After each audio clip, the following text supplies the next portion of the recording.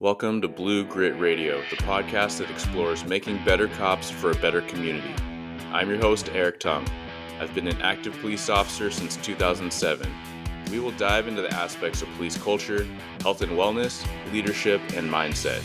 You'll hear from experts not only from policing, but all industries as they relate to being our best with purpose, passion, and positivity.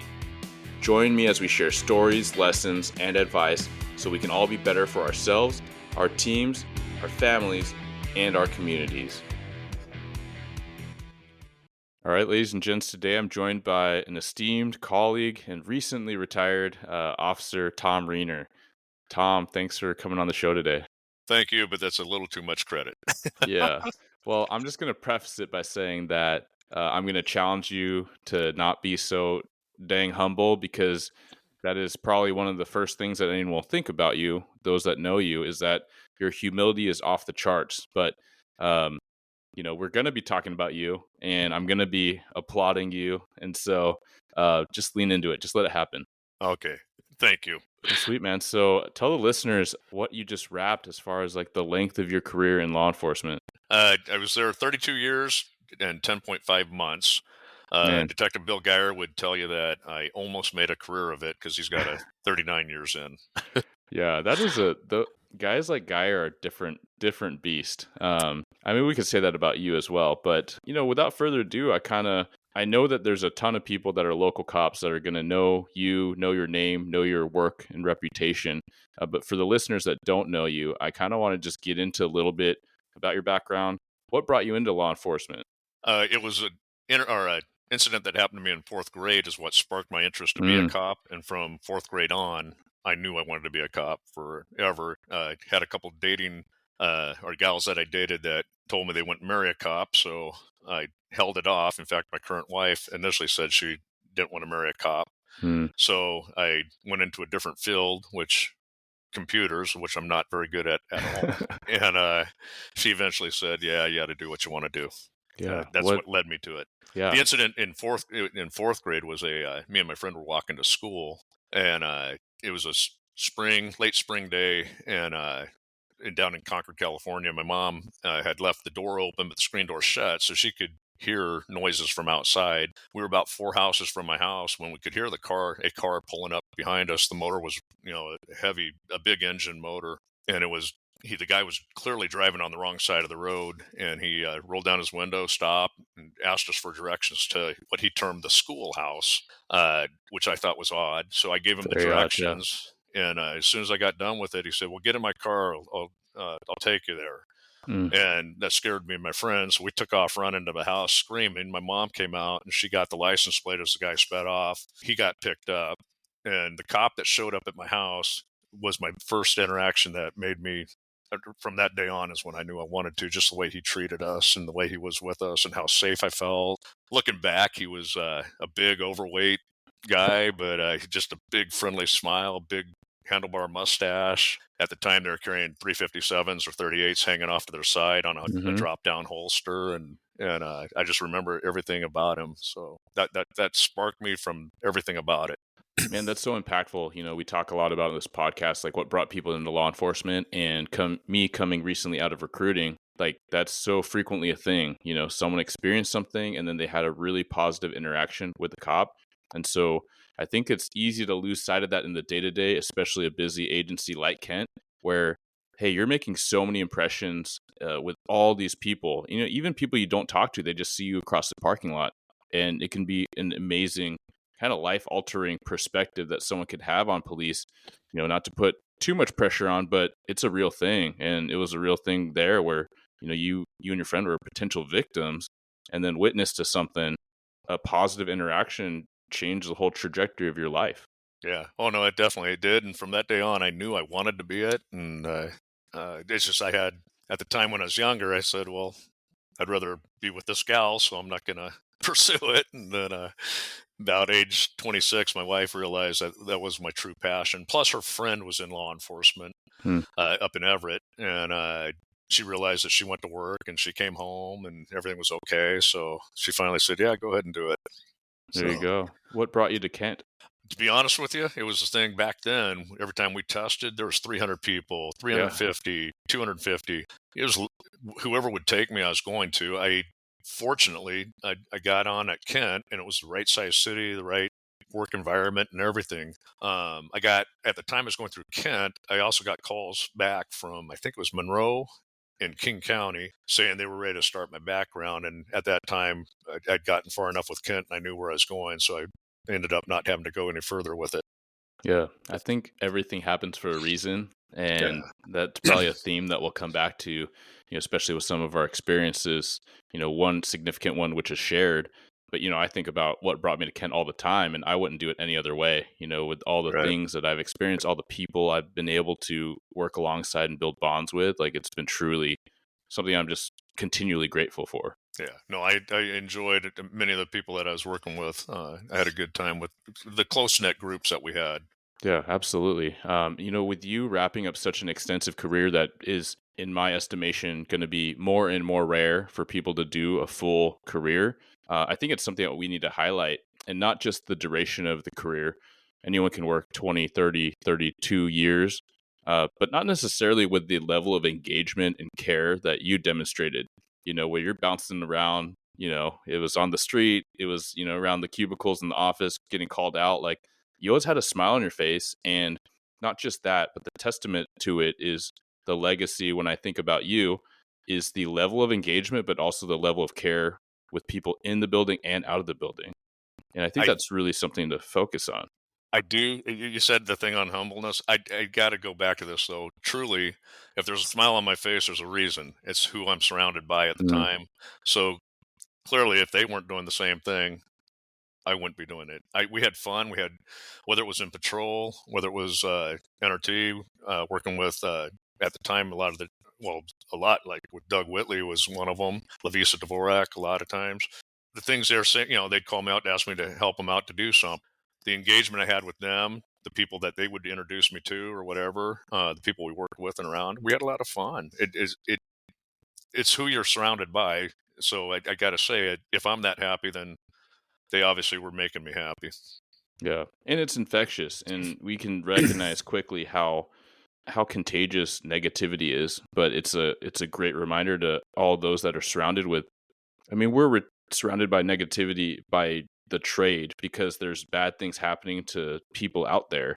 But what we can control is how we engage with people around us. And I think that what you just said is really impactful, that I want people to listen to and remind themselves of that, right? Like, even if you're around people that aren't super positive, like, you can start that trend, and then people are going to feed off of you, and you're going to feed back off of them. So it was a two-way street. We all had good times. So Yeah. most of the time, not all the time. And there's times that, yeah, we all had our down day or there was a frustration within the office or whatever. But I think you're going to find that everywhere.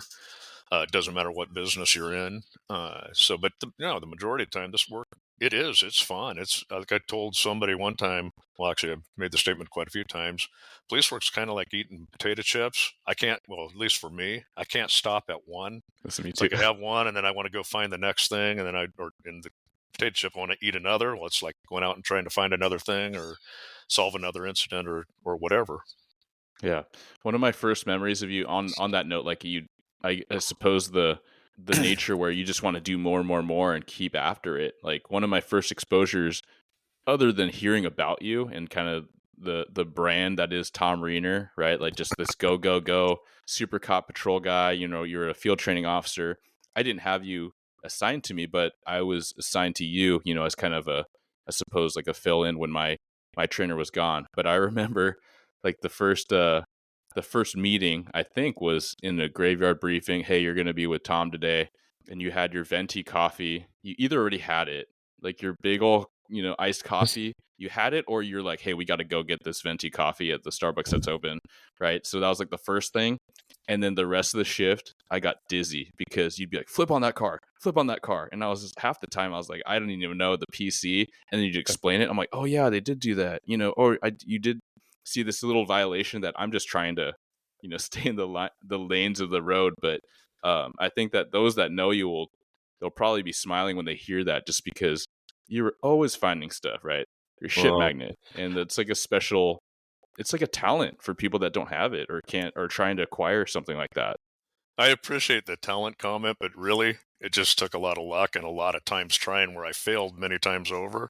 And then you get the good one out of, if you try 100 times, yeah, maybe one of those times something good's going to happen. There's so many times I flipped on cars thinking, oh, wow, this is something big, and get up there and realize there's nothing really happening out there, or whatever I'm seeing isn't really occurring. Or, I'll give you a perfect example. 4 in the morning, I'm seeing a car driving down the wrong side of the road. It swerves from one side all the way over to the other. It comes to a stop. It quickly takes off. And it's at a distance that I'm seeing this. I'm thinking, man, that's either drunk or he's out casing or something's up. I get up there and I spin on it to go stop him. It's the paper boy. Mm-hmm. So, I've done that. I told that story before on the podcast too. I'm like, oh, I got a really good DUI, and then it's the paper delivery person. I'm like, well, that explains it. They're yeah. like zigzagging like side to side to get all the Oh, yeah. driveways. Yeah, or But they're just throwing them on the go as they swerved over. And yeah, there was many times that I thought I had something. And even to the point of calling out. I can't tell you how many times I call out, 51, I'm going to be out with whatever. This location is just about to flip on the lights. I realize it's the paper boy, and then it's disregard the stop and move on. So, yeah, I love that. And man, can you even approximate how many pursuits you got in? I mean, like now the legislation is moving back in a favorable direction, but it's never going to be like it used to be. we But were in a favorable time to chase them, and so we did have a lot. it's a good I, way to I put it. don't know a number. I know that one year when I was working under Frank Conley, Tim Ford and I think we estimated at least 15 pursuits in that one year alone, or if not more. And I know there's a lot of years where we had 10 or so where I was directly involved in the pursuit. There's a lot of pursuits where you're just on the periphery, or you're throwing spikes or whatever. And I'm betting those 10 to 15 isn't like a few blocks and you terminate. No, these are probably legit like through the Yeah, right. city, up and down the corridor, into We had a surrounding lot of agencies. typically. I think a general. I mean, I had a few really long ones. I think typically about a 5 mile pursuit or whatever would be an average. What you'd look at 3 to 5 miles now, or 3 to 5 miles would be a distance Hmm. of an average pursuit, I think. Yeah, yeah, absolutely. So yeah, there's definitely that go getter, super proactive Riener that everybody locally knows, and then you shifted to investigations. I mean, there's NRT in between, like neighborhood Right. response team, but if I remember right, you were the first generation of that unit where it was so much more like a proact unit in addition to the engagement piece. And that's what it was, and there's some goods and bads to it. I liked NRT from the standpoint of making it a unit where we were kind of a supplemental, almost a supplemental. You could be a supplemental to patrol, or I'm sorry, detectives and patrol, Hmm. because you could investigate stuff. You could hey, stuff could be thrown on you. The negative to it was it was too much of a self-defined unit. I had my interest in it in that direction. Other officers I worked with had different directions that they wanted to work throughout the years. So it's as you do it, you got to, if you don't have a central focus for that unit, it was harder to keep it controlled. And I don't know how it is now, but it was when I was in there. We were having a little bit too much of self-defining going on, probably. Yeah. Yeah, there's a good and the bad, right, organizationally, because people have their natural talents, and that if you give people some degree of autonomy, they grow into it, and then they become this kind of force multiplier, right? You become an asset to detectives, you become an asset to patrol, Hmm. but at the same time, yeah, it does become, I guess, a more recent term when I was there briefly was like it's the junk drawer, where if it doesn't seem to fit, or hey, why not just keep pitching it over here? Right. And it does have a lot more direction than when I was in that. I mean, I Yeah. was in the unfavorable chapter of like our staffing went down to almost nothing right before I went to Uh, recruiting. Um, but all to say, yeah, it is a mixture of things, and it has been cool to see how that evolved, right? And then yeah. there is this proact type of drive that maybe the unit isn't that, but also if you're in a more support side small unit, then you have the liberty, if you get all your stuff done, then you can work these cases, right? You can take a different angle and a different approach, which I think is the carryover for NRT. And I think everyone listening will have a unit similar to that, where you can approach things creatively. You can take it from a different angle that patrol can't handle in a certain way. And you also can work with prosecutors to look at civil infractions and all these other kind of mechanisms that you wouldn't traditionally be able to do in just your regular, patrol response. I agree with that. Yeah. So what one of my a moment I want to kind of shift to is one that was really recent prior to your retirement. And I wasn't working that day, but I heard about it and I saw a picture. And it was basically you were coming to patrol briefing and you're going to talk about a thing, right? Whether it was a case or what have you. And it became this thing where everyone started hearing about it.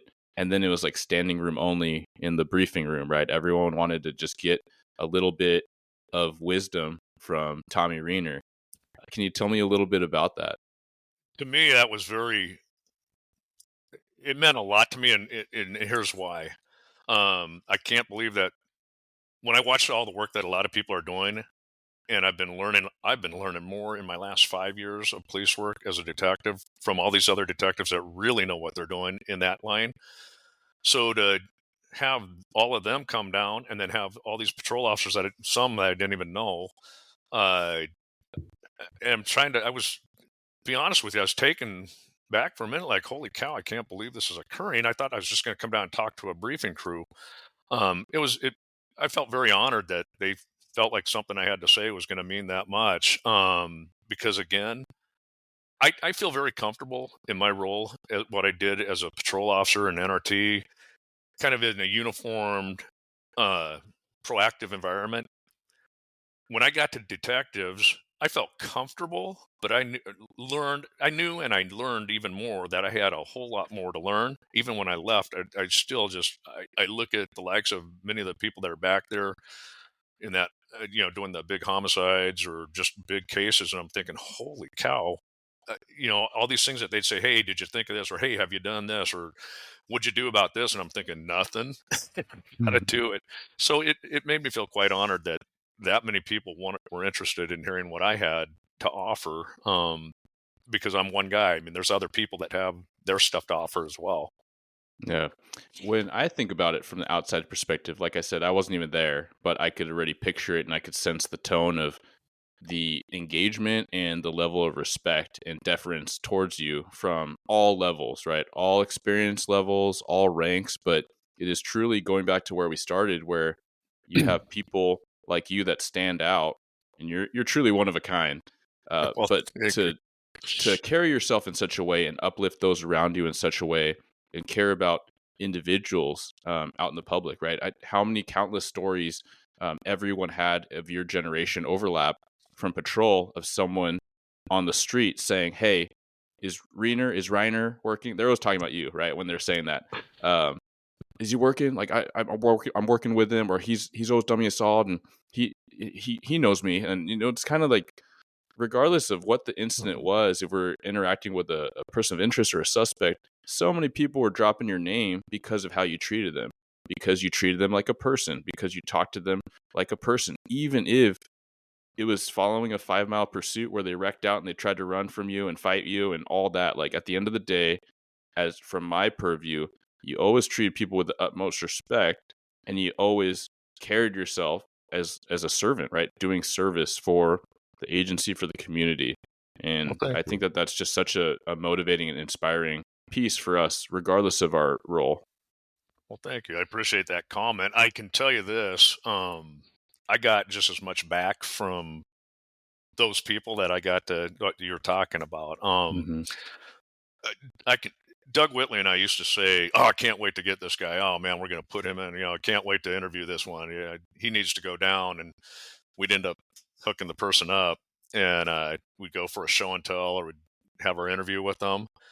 And so many times you walk out of there saying, "God, I could go have a beer with that guy, or I could go out to coffee with him, lunch, whatever." Hmm. Not a, not a bad person, and if you take all the bad stuff he did out, horrible in what they did, and they actually have to be held accountable. Absolutely, they need to go do their jail time, whatnot. I think back to, I'll just call him CF because that's Hmm. his initials. This guy, we'd take him on a show and tell. We'd take him to the fast food restaurant, during the show and tell, order at the drive-through, and I rolled down the window, said, "You go ahead, CF, and order your own food." And he'd order his food and then make some very expletive, use expletive words Hmm. or statements in ordering some additional stuff from the females. So he did it as an embarrassment. We'd go away from there. We would be embarrassed, drive off, and just laugh about it. So Yeah. there's a lot of good times. Yeah. It's just people being people. But, I think about that briefing and I'm like, man, it's not just because he's got a lot of time on. You could plug and play someone after a 30-some-year career, whether they're command staff, whether they're a patrol cop or detective, like you're not going to get the room filled with everybody. And so Oh, I think, a thing that I think about a lot and I try to speak about on there is leadership by example and leadership at all levels. And I think that you certainly demonstrated that in your career. I mean, you demonstrating it today that you're willing to give time and share your insights as much as you're like, well, it's just me being me. But that's even valuable too. That's you're pretty really nice, valuable but for us. thank you. Thank you. I Yeah, man. appreciate that. Absolutely. When we think about all the things, I've been kind of noting as far as like the pace of your career and the stuff you got into. I don't want to go anywhere, and I want to be sensitive to what you want to talk about. But you've had a lot of critical incidents, more than your average cop, and I think a lot of that is because of your drive and going after bad people that are doing bad things. Um, what are some of the reflection points, from the multiple officer-involved shootings and these critical incidents when you look back at your career, and what helped you navigate, again, because not to say it was easy, not to say you didn't have low points, but at the summation of it, you know, again, you had the smile on your face and you had these very positive relationships with those that you knew and that were close to you. Yeah, I said it that day that we had that talk. And I don't want to take away from PTSD because that's very real. People have that. I've never really experienced a PTSD. I think everybody that's involved in a critical incident has PTS. Mm-hmm. I was fortunate at the time that my my first one I hadn't been going to a shrink, but by the time I went to had my second one critical incident, officer involved shooting, I had already been seeing a shrink for other reasons, uh, involving a family member, and so I kind of was already in touch with like, how I would feel or how I felt about things. Mm-hmm. I think I've always, as a police officer, another thing is you don't try to make something happen, but I think you should expect that is a very real possibility. You could get involved in something very critical of whatever nature. I don't care whether it's a serious car wreck, being in I don't know, in a fire. You could be in a shooting. You could be whatever. I think you should expect something very major could happen, or you could see something very traumatic and kind of expect that it could happen. And I think because of that, it never went to a what I would or medical professions would claim a disorder. Like after we have officer involved shootings, I remember we'd always have to go talk to the psych, and like a couple times he's told me, "I see that you have PTS currently, but it doesn't appear to be a disorder." Mm-hmm. I mean, time would tell is basically what they say, and to me, it never really got. You get back into your normal role of things, and it kind of takes you back to normal. I do remember after my first incident, because it happened so rapidly with a guy jumping out of behind a closed door and having a steel pipe above his head, that we thought was a machete at the time. Because that happened so quickly, I remember equating that over to car stops when I first came back after a couple weeks off.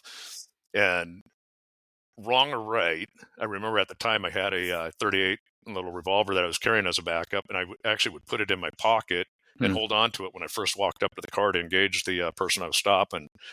Looking back, it was stupid because if it turned into a physical fight that didn't require deadly force, that gun probably would have flown out. So, but I got over that pretty quick. I mean, I did that for a few days, and then I went back to normal after that, and it never seemed to bug me again with it. Yeah, I think that you hit on a couple things that are really impactful for everyone, which is that in this job, in first responder work, you're gonna encounter and experience a lot of post-traumatic stress, right? And whether or not it becomes a categorical disorder or injury or whatever term you want to use, whether it becomes debilitating, that varies on so many things, and there's no judgment there, right? Everyone experiences things differently. You could have a bunch of people experience quote unquote the same call, but we all had a different input to that call, right? Right. And when I pick the brains of counselors, therapists, MHPs that come on the show, oftentimes whether or not it's on recording, I try to ask, hey, what are your insights as far as what are your thoughts based on your training and your education? Like, why do people have this range of experience? And a lot of times it comes to who are you going into it? And I think you hit on one thing there is that if you anticipate and you recognize, hey, anything can happen on this car stop, anything can happen on this domestic, right? This could be a shooting. It most of the time won't be. Like it kind of expands your brain as far as like the OODA loop and what you may have to encounter, right? Do we think about these things? Do we train our brain? Or are we just thinking subconsciously or consciously, well, this will never happen to me, right? Right. Also, like, who are we going in? And I think that why I love talking about wellness is there's so many things that we can control that are just going to help us be more resilient and adaptable to what we can't control. And we know a lot of people that home life might not be so great, or like their physical fitness might not be so great, or their sleep isn't so great. By the way, you like sleep. You were known to sleep like 3 hours a day and then come in for another like 15-hour shift. But we'll come back to That's changed now that I'm retired. I now That's sleep 8 good. hours a night, and I love it.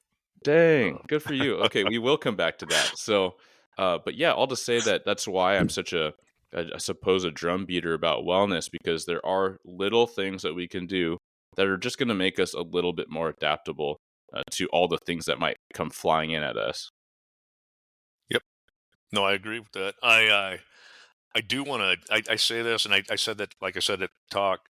I hope I want to respect people that have PTSD, and at the same time, I want to encourage people, don't feel like you have to have it just because you have a big incident. I think sometimes people feel like I'm supposed to be messed up now, and you don't have to be. But there, take on the flip side of that, there are people that unfortunately have something else going on, or something else plays a part in it. I know probably my most impacting incident did not even involve. I did not pull the trigger at all. I was at a critical incident, and a family member was going through some very big mental health crisis at the time, and it was during that work week. It was really overwhelming. In fact, I was dealing with MHPs. I was dealing with testifying at ITA court and all kinds of stuff. And when that incident occurred, I was put on leave, even though I didn't do any. I didn't actively engage the suspect. I was standing there, but I did not engage him. And they said, "Hey, you're on leave just because you've had a few of these go on, and we want you to have time off on this." So I took it, and actually, it. I'm glad I did at that time. The couple week breather, and I was good to go, because it gave me time to focus on my family member that needed the help at that time. So that actually did help out a lot there. Um, Again, I think that's where I had the most impact emotionally, in terms of I was feeling a lot, just outside stuff, not even necessarily driven by the incident itself. Yeah, But by getting the time, it came back, and everything was fine. And to this, at on the positive note, that family member is doing wonderful today. So awesome. That's great to hear. And I love that anecdote because there's a couple takeaways for the audiences. One, that like don't second guess your response, right? One, if you have a significant response but your peers don't appear to, one is you don't know. And like do what's right for you. And at the same time, don't think that something's wrong with you because you're not having as significant a response as someone else next to you. right, Um, the next point I want to focus in on is, you having some paid admin time. You're not in trouble, but it's like, hey, take some time to decompress.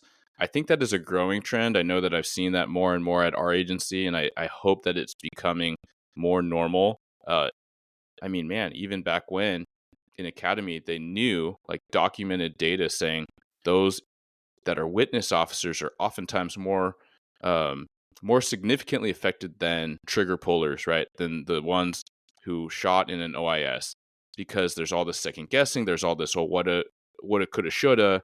So we know we've said that for decades. However, I think we've been slow to react to say, hey, the witness officer should probably be offered some time, or just if you're the boss, just say, hey, you got time off. I'm not making a judgment about you. I'm not saying you're not fit to work. I would just prefer to err on the side of caution and give you the time and let you feel out your stuff. Um, make it be available, right? Right. Yeah. No, I don't. I think it's good to have just. I don't know what the time is. I think it depends on the officer. I would talk to the officer, do some assessment, your self assessment. In my situation on that thing that I talked about with my family member, it was good for me to have a good week off. A good the first week there, I needed that time, and they gave me a couple. The second week, I think I could have come back sooner, but by the time I was ready, I came back, I was ready. I think in fact, I even think I offered to come back, and I said, "No, just go ahead and take the second week." So I did. Uh, but I think if I was doing it, if I was the boss, I'd say, "Hey, do you need this time or not?" And let it be an honesty thing. Hopefully, I think the majority of people would do the right thing and say, "No, I don't need it. I'll come back," or "Yeah, I do need it," and take it. Yeah. So, Yeah, where I see most of the culture is most people will try to grind through, right? That's a historic is like they don't want to be judged or they don't want to quote unquote let their people down. Like, hey, I don't want us to be short of body. right, But what I'll say, my opinion to those listening is, if you're unsure, just take the time, right? You could right, always come back, right? You could always be at home and be like, yeah, I spent a day at home and all I did was just like kind of be bored and I feel all right. Like, let's go. And then at the same time, if you come back and you don't feel right, like your head's swimming with all these things, you're Mhm. distracted, you're having physiological responses, then let's be comfortable saying, hey, boss, like I need to take some more time. And the Yeah, bosses need to be responsive to that. yeah. And in fact, I had that exact situation. It did not involve an OIS. It involved a kid driving off a cliff in a pursuit. He died, and it was at another time during the time period that the family member was having issues. That that one actually, in hindsight, probably impacted me the most. And Mhm. fortunately, the chief at the time, I called him up and said, "Man, I cannot come to work." He said, "Take as much time as you need." I ended up taking about 5 weeks. I took on that one. Again, I didn't have PTSD from the incident, but I was having sadness over my family member situation, relating it. There was too many correlations to that kid Yep. and my family member. Mhm. And after when I came back, I was absolutely ready. In fact, I think, well, I don't even think I know. And that's within a couple days, I got in another pursuit, and it was not. I didn't have any weird feelings over it. It was a righteous reason to be pursuing. We pursued him. We caught the guy, and it was good. Yeah. So I I think you got to be right for yourself. Yeah, I love that, and I love that you shared that because everything's different. Again, like you had this significant response because of stuff going on in your personal life. Like I've shared that I did a debrief one time, and it just reminded me too much of family members, and I wasn't even there. Right, we're talking about secondary, tertiary trauma just from listening about it and watching officers explain their stressful response to it, and I started feeling that, and I started picturing things, and I started worrying about my family. All these things like what if I'm not there? What if this happens to them? And I lost sleep over that kind of thing, and I wasn't there, right? So shout out to the folks working on the back end, records that are listening to these big calls. Dispatchers are always dealing with it, right? They're always missing a point of closure, and it makes me think about our incident when we did a debrief for that OIS, and we had dispatchers in the room, and it's easy to forget about them, and then you hear like when they hear and they have to you report back officer down, like that phrase, like whenever I think about that phrase, if I read that phrase, if I say it out loud, I get chills every time because it is just about the worst thing you could even hear or ever have to say, right? But for them to say it, keep it together, man. So just a moment to reflect and shout out to them. But I mean, they're such an integral part of our team and everything we do. No, I 100% agree with you on that. In fact, the one from our incident in 2014, I've become very good friends with her and her boyfriend as a Hmm. result of it. So, Yeah. Yeah. It's a weird, I suppose trauma bond that, some may say. But yeah, I talked to, you know, retired Sergeant Joe Gagner on a prior episode. For those that want to look back at that, we did talk about our shooting a little bit. Um, And that's where I said we'd get back to this later, but I think things happen for a reason. The universe is way too complicated for me to ever try to interpret.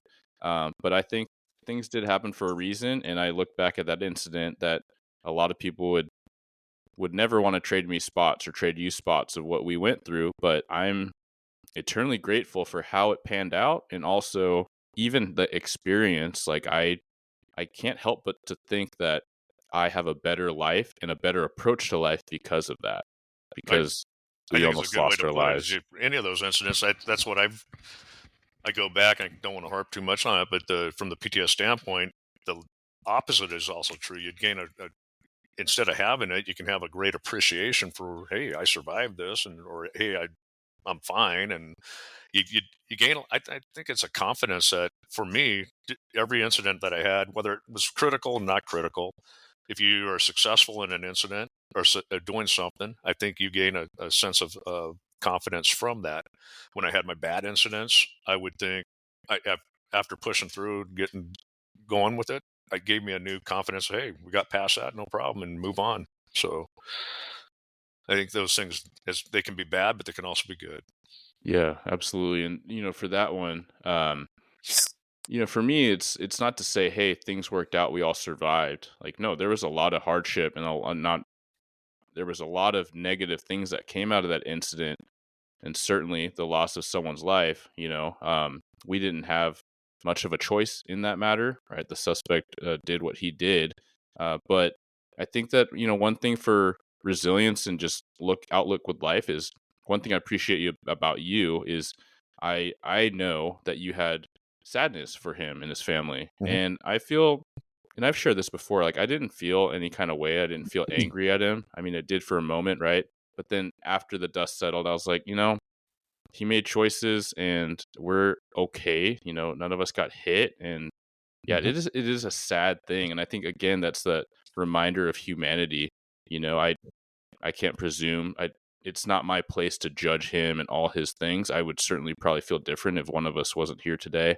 Um, but it's all to say, like, yeah, it's not to say that there weren't lessons learned. Like, I try to share those lessons, like my mistakes tactically, physically, or whatnot, things that I want to share or I can share about that incident. But at the same time, so many lessons that I keep marinating on as far as wellness and peer support and, navigating post incident things. On that one that you're talking about, you're right. I did. I would not have changed at all our response to that guy's actions. It would have ended the same way today if it happened again, knowing going into it that's the way it was going to happen. Other than maybe correct some of the tactical errors. Uh, However, the reason I felt sadness for him, I read a GoFundMe, which they say I don't read anything. Mm, I was curious. it's I hard not looked. to I wanted to sometimes. see Yeah. it, so I read it. And when I read about him, his actions were horrible, awful. He's a bad person in his actions in every way.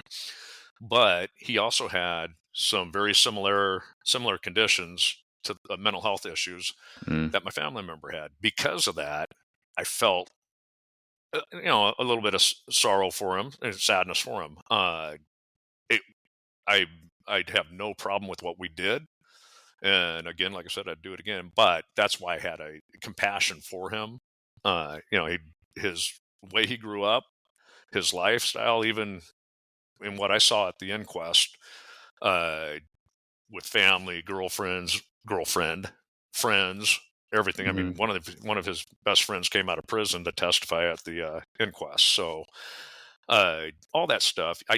He had a bad upbringing. He had a bad mental health condition, and a bad drug addiction, and it led to bad consequence. So I felt for him. I felt that. Outside of that, I still, again, it didn't change how we worked in the future. Other Yeah. than you feel for a person and you keep moving on. Yeah. And I wonder sometimes, like, whether my memory is accurate, right? Like, maybe I was saying MF this and that, like, right after it happened, but I'm in a different place in life and in a lot of ways a different person, as we all should be, just because Mhm. life keeps happening and we keep growing and moving in different directions. But I wonder how much of it is my disposition now, being a dad and, my kid's starting kindergarten this year, and I know she's going to be with a lot of kids that have great households, and she's going to be with some with terrible households. And so I have to do my best to help her navigate that. And then I know she's going to end up having some kids, some friends that have things not so great. And I want to try to be uh, a role model for her, but also potentially her friends. And so we don't get to choose a lot of the things that happen to us. Like, we don't get to choose what household or what country and all these things we're born into. So I think that has helped my empathy. I wonder if that's a thing because you're absolutely a family man and a dad and all these things for the bulk of your career. It absolutely impacts. My greatest change, the person that I think of going back to that time frame was John Pagel. John Pagel was Mm, always Mr. Dad and everything, and I watched how he worked with his kids and whatnot, and I thought, that's what I want to be as a dad, and just the way he went through his years in patrol his career. And he gave me a lot of motivation in how I did some of my things as both a dad and as a cop. yeah. Yeah, absolutely. And so for those, I don't have it pulled up. I don't have the episode number, but scroll back for Johnny Pagel, his episode. And I've certainly talked about the shooting quite a bit on my show or other Mhm. shows, but uh, is there anything that you want to talk about as far as like your takeaways from it before we move on? I could say it from that incident, and well, that one was the biggest for me because there was a lot that went on that one with the gunfire, a lot of rounds fired. Bad guy was hiding behind a steel cabinet that when he shot right at his face, or Sergeant in his face, was 2 feet to the side of me, and the bad guy was crouched behind the steel cabinet that I thought was sheet metal. So I dumped my first 12 rounds I did the same into a thing. steel cabinet for Yeah, you're like, nothing. oh, it's concealment. It'll go right through. That's Training. exactly it. And I just Hmm. peppered it, thinking I'm gonna just scatter it here, thinking it'll hit him somewhere there behind there and stop him. Uh, it turned out to be the steel cabinet opposed to sheet metal, and so it wasn't until there was a second round of which you talked about this on your other shows, I guess. So people would know there was a lot of rounds fired. Then there was a pause. Then there was a second set of rounds fired, and that's when we had already moved around to different positions, or at least I had moved deep into this tent area. And then there was a big explosion, and then I came out of that, and then all of a sudden we had bad guy again, and there was a third round of gunfire, and then it was done. So, what the biggest thing I'd take away from that, as well as from many of my other incidents in which gunfire was involved, fight or flight has always amazed that I read about that syndrome years ago, and every time that I've had an incident, I look back and I thought, "Holy cow!" Like in my very first incident, gunfire sounded like just little, really quiet little pop sounds, barely audible. Because what I later learned is gunfire was not a danger to us in that incident. The guy had a steel pipe and it Hmm. was running at us. He didn't have a gun, so I didn't hear our gunfire, which was a good thing. The acuteness, visual acuteness on that incident, the visual acuteness in our incident in 2014, I could see very specific things on the suspects at the time that things were happening. It was right in the area where I was working. Like on the first guy, I could see his name tag on his jacket, which is where I was shooting for. So all that stuff plays a big part. It's a different and the thoughts, the number of thoughts that go through your head so rapidly. Like I remember thinking, "Oh gosh, I gotta get some milk today on my way home. I gotta do this. I gotta do this. I gotta do this. Life Oh, keeps going. Yeah. yeah, I got to call Julia. I got to tell her that everything's okay." But what I learned I thought that was all going on right while the shooting's going on. Like the shrink told me, really, all your thoughts are linear, and most of them are coming in after everything is stopped and you're safe, and all that flood of thoughts come through real quick, and so that's what you're experiencing. So all those things are kind of always they kind of were interesting to me that of what occurred. So I was very appreciative of the number of people after these incidents would go on and the number of people showing up, the support we got in terms of, hey, let's get these guys here, let's do this. Hey, you guys okay? And the checking in and everything was pretty good. Yeah, So that is a really good note. Like, people from the community and Mhm. Just cop supporters or just people that are local, people that weren't local, right? A lot of people reached out because it involved my canine Cato, and so that triggers a certain Yes. amount of response and heartfeltness. I There's a part of me that wishes I kept all the letters and the envelopes because, to be honest, I was so overwhelmed, and I was like, I don't have it in me to respond to these folks. But if I had, after maybe a year, a couple years, it would have been really nice to send back letters. And so Yeah. for those that are involved in something, like, don't feel like obligated. I know that people that reach out and share their love, that's not for that. But if you're debating it, maybe put it in a box and then you could revisit it years later and say, hey, thanks for taking the time. I wish I had done that, but Yeah. I certainly kept some of them. I Um, got one of my favorite pictures is with Cato. mm, He's in his police vest and everything, and this is not even at the time of our incident. We took it later. I think it was after our incident because I wanted a picture with him. And the dog did a wonderful job. Once he found the jacket, I remember him running over to the cabinet, jumping up on the cabinet, hitting the front of the doors with his front paws hard. And so we thought, oh, the guy's inside the cabinet doors. He wasn't. We checked that, and he wasn't. He was on the back side of it. But but no, Cato did a wonderful job. And then yeah, I because of all the chaos, I wasn't even thinking of Cato until we got outside and I heard people yelling about "Where's Cato? Where's Cato?" hmm And I think officers on the other side of the fence were trying to pull him out, like lift the fence up and try to get him Yeah. out. And Yeah, and that was you think about you talked about all these thoughts and it feels like an eternity. In some ways it felt like hmm minutes, but people on the hmm outside were like, "Oh, all that gunfire and the flash of the explosion and the fire was like 2 seconds, right?" They're like it was like a second and a half. It was just like da da da da da da da boom, and then it was kind of that's it, right? And maybe the second or next volley, but um for me, I remember thinking about that where in academy, and I've said this before, like in academy, they just teach you like, hey, the fight's not over. It's never over. You're always in the fight. But I Yeah. remember when the fire passed over and I was like, well, that's it. That was a good run. Like, there's no way. I just felt so engulfed and hot in the fire that I was like, that sucks. Yeah. And then being in so much pain and then it kind of passing and, you talk about fight, flight, freeze. I think there was a moment that I was just so frozen and disoriented after some of the gunfire and trying to just kind of circle around and be like, which way is up? Like, where am I? What's going on?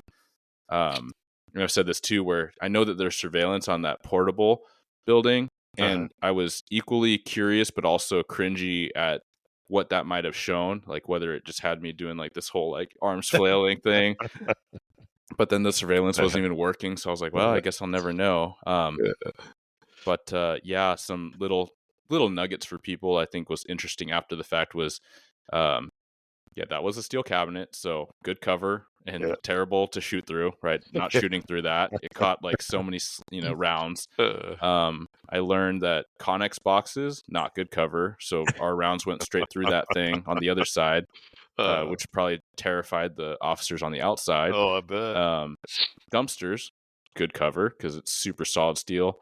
Um, and then, yeah, the whole propane thing. I remember we talked Oh, about this with the fire investigator, but I was yeah. like, I thought like it was a myth buster thing where you shoot and it doesn't explode. And he's like, yeah, it's so it's a dense gas, and so if you shoot it, generally it won't explode or ignite.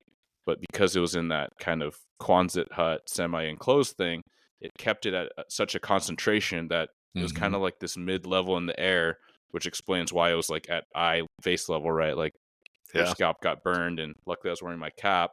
Uh, but man, like it just was right at this like critical level. You talked about disorientation. I remember when that happened, I was hiding behind, or not using for cover, hiding behind it, whatever you want to call it, a fertilizer vat.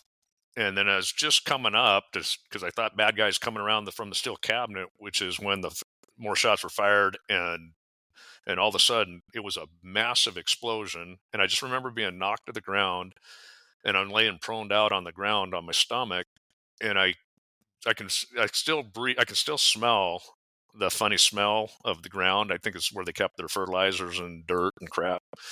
And I just remember thinking, "Oh, thank God the shooting's over." And then all of a sudden I'm looking up, and because I don't know if you've experienced it from outside, but right under there, that fire, it just sounded like a windstorm. It was the loudest gushing wind sound that I'd heard. Mm, That was real prevalent in my mind. And then I thought, oh my God, fire. And I'm seeing the blue flames that are like you see on a barbecue, and they're right yeah. above me. And then that tarp stuff from the Quonset hut was falling down, and some of it fell on my head. And I know it from my looking at my uniform later, it was on the back of my jumpsuit. But by the way, jumpsuits are fire retardant, really good. But I just remember all that, and then trying to crawl out. And I had my gun in my right hand. And I kept trying to crawl, and it smashed my hand on the ground. I couldn't crawl fast enough, so I threw my gun out outside of where the fire window was. And then when I came out, and I could see all you guys' feet running to the fire, and I could hear people saying, shouting my name, and I think someone was asking where anybody see Tommy, and everybody shouting the name, and I get out of the fire, and then you guys took me over, and I had a laugh. Somebody patted the fire out of my hair. I had a little bit of hair at the time, and which ended up melting into like a helmet. But I remember you guys stripping me, and I'm thinking, why are you stripping me? I'm not shot. I was on fire. so, Yeah. so it was pretty funny. Yeah, it was such a thing because yeah, I remember that too. And as far as like the gunfire, my experience or what I remember was it wasn't super loud, right? It was more like just like pop, pop, pop. So that auditory exclusion was real. You know, the order of events. I even remember writing in my statement. I didn't know, and like I was like, this may not be a chronological order of events. I'm just writing what I Right. remember. So you know, people may consider that if they do have that unawareness of like what you're processing, how you're processing it. But yeah, for sure, like there was I remember there were the flames kind of like floating off your back and licking off your back. We're trying to smash, and then you know it's just because the fire was so painful, right? And Right. not knowing, and good. I mean, training's legit, right? And you talk about like kind of like moving your like toss your gun out forward. Yeah, we don't train these things, but at the same time, to my memory, I shot maybe half a magazine and then I just ejected it in between. Like you don't train that. You Right. train like all the way to, you know, slide lock, then you do a speed reload or you do a tack reload where you retain that mag. But I just like dumped it because I was like, I don't know how many times I shot. I want a fresh one.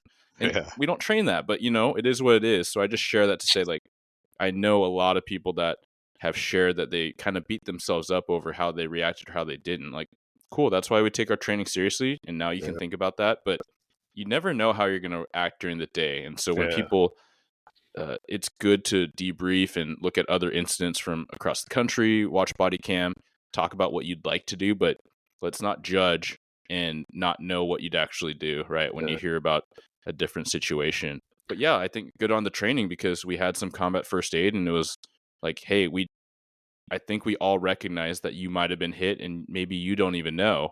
Right. And because of the disorientedness and like we're just going to check and do like buddy checks, you know, Right. so just start taking your vest off and all Well, that.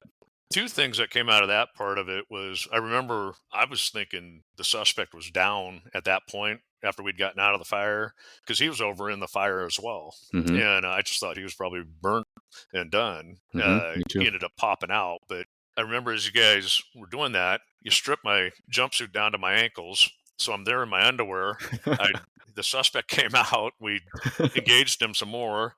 I went dry on my ammunition, and then I had to reach over and get my second mag out of my gun holster, which was laying a few feet from me, so we could finish. I didn't even Um, remember that. I thought we went down to like the waist to check the torso, but you no, know better than me. when I walked out, my jumpsuit was dragging behind me as I was Right. walking. And the embarrassing thing there, I had a laugh at that one. Like, good God, all days to have low laundry. I wore about my worst pair of boxer brief, loose fitting boxer briefs. I usually wear like the normal boxer brief. These were loose, actually boxers that were probably a 5-year-old pair. I don't know. I thought, good God, of all days to have to expose yourself. Yeah. So that was comical. I also remember extreme confusion because when that thing started, the suspect got the first round off and he fired it. His gun was aimed right at Sargent's face. And I didn't know that and had tripped backwards. I thought the gunfire uh, Mhm.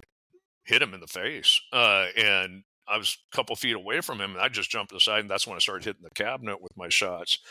Uh, so when we got out of the fire, and all of a sudden, standing right above me, asking me if I'm okay. I'm saying, "You're dead." I couldn't. Mhm. I was so confused by the fact that he was alive. I couldn't get over that fact. But Yeah.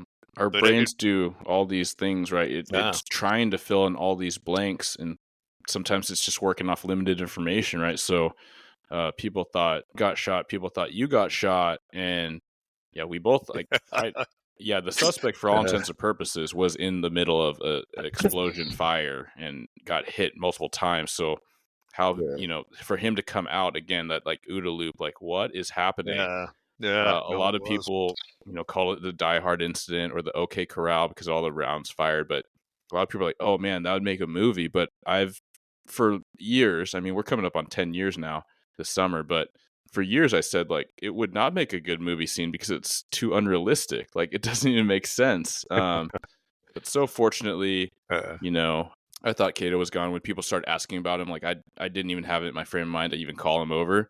right. Luckily, I think everything was so stressful. Like, I mean, people are, in canine world, you want the biggest, baddest dog. I'm glad he had the wherewithal to be like, you guys handle this part, right? Like, he got out behind the Yeah, tent and he was just pressed up against a chain link, like yeah, panting, is what I was told later. yeah. He eventually circled around. He had some singed fur and his vest was a little melted too. I Jeez. was like, man, like that dog does have 9 lives, and I've Well, he'd talked been about that quite a stabbed bit. before too, so He'd been that dog's been stabbed, through a and lot. yeah, we dodged traffic, once or twice. I think any canine handler's done that. But Yeah.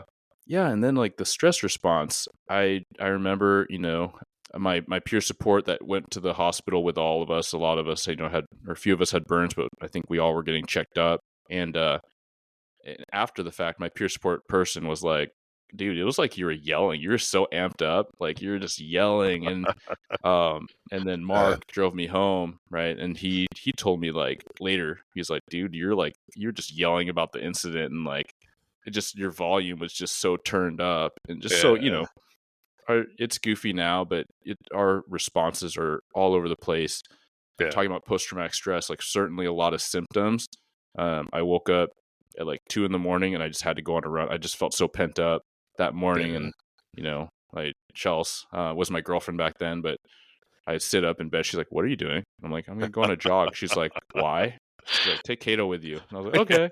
Just like, just so done with this big old bandage covering my whole Uh, arm, yeah, both my arms. you had a heck of a burn. You had Yeah, I think you had the worst burn of anybody. yeah. Um, Luckily, not the moneymaker, but just the arms. But yeah, yeah. just but I was looking for, and I've said this before, but I was looking for the quote unquote triggers. Like I was, I was going back to the scene on my time off just to see if Mhm, it'd have a stress response. I didn't. I went back mhm. when I went back to work. I didn't have any real response. Yep. Gunfire didn't have response. Um, kicking up propane tank. Like the barbecue at home, no response. But I think that there were definitely indicators like from then on, whenever I took my dog out, like I was way more heightened, right? Like way more elevated.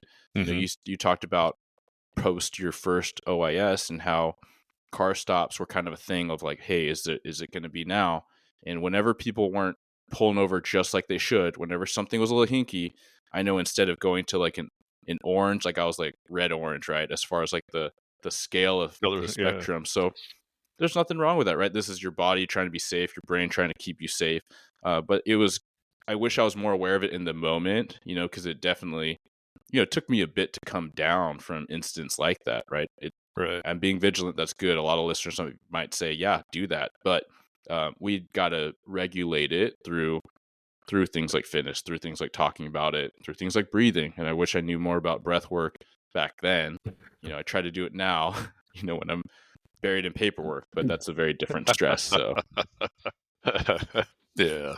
yeah, man. Well, we've covered so much ground. I'm wondering, with such a illustrious career, for those coming into the job, whether they're brand new or they're kind of mid-career or they got a couple years left, like what are some things that are truly important to you that you would love to impart as advice to help people navigate the career as positively as you have? What was good for me, or always kept me excited about the job, was, and it doesn't matter if you're in the same job description for extended period. I think I spent about 18 years as a patrol guy over the course of my career.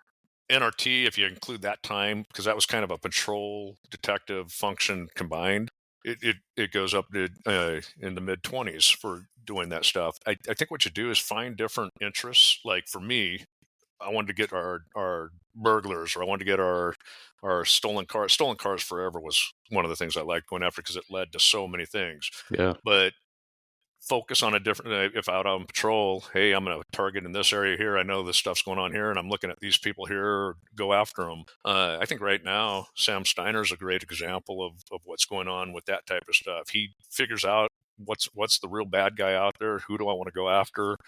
He wants to find him, he wants to take him off the street, and I think it's great. I like that, the motivation. Just you keep yourself excited by changing maybe where you're patrolling excessively. Yeah. I always worked when earlier in my career up on the West Hill. Then I went kind of East Hill for a little bit, but then pretty much most of the time in patrol downtown. But from downtown, I could go all over and be close to my beat still. In fact, our incident, I was working overtime as 41, and I dropped down into the 5 because downtown, because that's where I was so used to it. That downtown area was a great place to be, where you could actually get back up and work outside of your beat a little bit. I love that. Very tangible takeaways. Keep it fresh, right? Like take yourself outside your comfort zone so you're always learning. And certainly that's something that you've done through your whole career. Yeah. Also, don't not engage with people. I think I see too many times. I've seen too many times where bad guy reaches out to shake a person's hand, and officers put their hands in the pockets. Hey, sorry, got a cold, or sorry, I don't shake hands. When they don't really have a cold, they're just not going to shake the guy's hand. Here's the thing: you got to sync. As long as the guy doesn't have any open wounds or anything like that, or you don't have any, you can wash off real quick and go get infected if you want to. For me, it was always a good positive to have conversations and let the people think, oh, he does, he's treating me just like he's treating his buddy over there. Sometimes I'm doing it so I could get a confession on something I knew they did, and I want them to like me in order to talk to me. Sometimes you're just doing it because they just want to talk and be a normal person. So yeah, a fist bump goes a long way. There you go. You can do it as a fist bump. That works too. So yeah, I love that. Well, thank you so much for your time and your service for the whole career. I feel fortunate to have been able to work with you a number of years. I feel fortunate to have your legacy and be aware of your legacy, like so many people in our PD in our region. Yeah, and you and everybody's been too nice, but I appreciate it. Thank you. Yeah, and I'm excited that we get to share a little bit about you with people that otherwise would have never heard or gotten to meet you. Well, thank you, Eric. Appreciate it. Yeah, thanks again, Tom. You take care. Thank you for tuning into another episode of Blue Grit Radio. As always, support this community by subscribing, giving us a 5-star review, and following, liking, and sharing posts on Blue Grit Wellness on Instagram. You can reach me there or email me at bluegritwellness@gmail.com. Be well and stay gritty.